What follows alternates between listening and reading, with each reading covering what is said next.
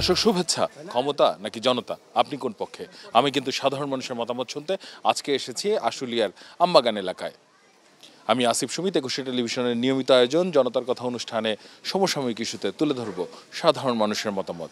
আমাদের প্রত্যাশা দেশে শক্তিশালী গণতন্ত্র, আমরা চাই সরকারকে সহায়তা করতে। দর্শক, এই আশুলিয়া আমবাগান এলাকা ঢাকা 19 আসনের মধ্যে পড়েছে। মূলত এই এলাকায় কি কি সমস্যা, এই বিষয়গুলো জেনে নেব সাধারণ মানুষের কাছ থেকে। যারা ভাড়া থাকে, বিদ্যুৎ বিল, বাড়ি ভাড়া প্রায় সমান সমান হয়ে গেছে। এই বিদ্যুতের অনেক সারচার্জ বেশি আসে, মিটারের ভাড়া ওগুলো যাতে কমায়, গ্যাস থাকে না। বড় সমস্যা এখন এই এলাকায় মাদক সমস্যা, রাস্তাঘাট খারাপ, রাস্তাঘাট কাজ করে না, এই 17 বছর কোনো কাজ কাম হয় নাই। আমাদের সমস্যা এই মাদক। আমার এলাকার সমাধানের ভিতরে মূলত রাস্তাঘাটে মেইন সমস্যা। এই রাস্তাঘাটের অবকাঠামো উন্নয়ন যাতে ভালো হয়। রাস্তাঘাটগুলো আমাকে স্বতন্ত্র এটা করলে আমাকে ভালো হয়। বিদ্যুতের সমস্যা হলো বেশি। আগে মিটারে টাকা লাগতো আমাকে কম, 1000 তো 800 লাগে 2000-2500। উন্নয়নের সমস্যা আছে, তারপরে রাস্তাঘাটের সমস্যা আছে। শীত নাইলে গ্যাস থাকে না, একদম রান্না খাওয়া বন্ধ হয়ে যায়। অবশ্য আমরা গরিব মানুষ, কাজ কাম করে খাই, ঠিক মতো কাম তো হয় না, বাজে ঝামেলা, টেনশন থাকে। ডিজিটাল মিটারগুলো যদি তুলে দেয় আমাদের জন্য ভালো হবে আর কি। ডিজিটাল মিটার অনেক টাকা যায়, সবসময় যাদের আমরা গরিব মানুষ আমাদের কাছে টাকা থাকে না ভরার মতন। কারেন্ট ঠিক মতো না তা যায়, এই সমস্যা যায় ইয়ারি। আর রাস্তাঘাট ঠিক মতো না কাজ করে। রাস্তাঘাট খুবই সমস্যা এবং বিদ্যুৎ বিল আগের চেয়ে অনেক বেশি আসে। বিদ্যুৎ বিল বেশি, জাহাঙ্গীরনগরের আশপাশে রাস্তাঘাট নষ্ট, গাড়ি চালাই নিয়ে যায় না। রাস্তাঘাট গেলে একটু সমস্যা, চলাফেরা রাস্তাঘাট গেলে হইলে তো আমাদের সুযোগ সুবিধা একটু ভালো। আর এই দেশে মাদক সমস্যা, মাদকগুলা একটু নিয়ন্ত্রণ করা পারলে আমাদের জনগণের জন্য একটু ভালো, সাধারণ মানুষের জন্য একটু ভালো হয়। অনেক ধন্যবাদ আপনাকে। দর্শক, আপনারা শুনছিলেন সাধারণ মানুষের প্রতিক্রিয়া।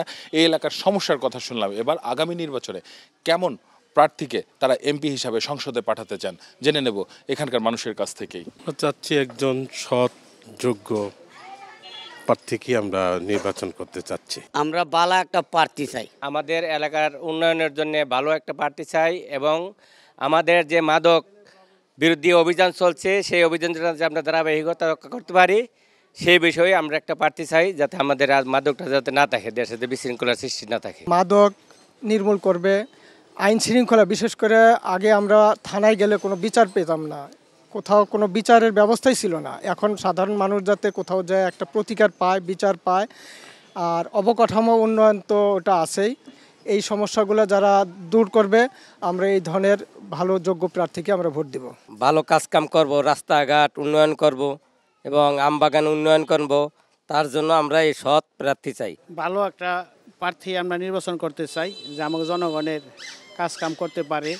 আর এই দেশের মাদক দূর করার জন্য ওরকম একটা ভালো একটা প্রার্থী করা চাই।